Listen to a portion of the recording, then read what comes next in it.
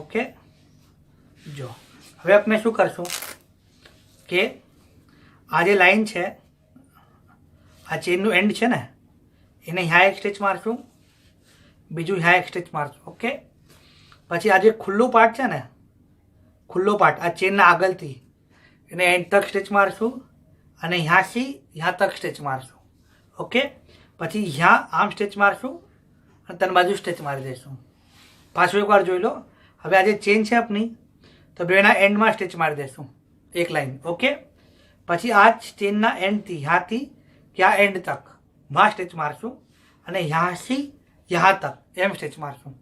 પછી આ 1 2 અને આમ ત્રણ સ્ટિચ મારી દઈશું. ઓકે, પછી આપણે મેઇન બોડીમાં ચેન લગાવીએ અને એને ક્લોઝ કરશું. આ આપણે ફ્લેપ વાળું પોકેટ કમ્પ્લીટ કરી કાઢ્યું છે. જો ઓકે,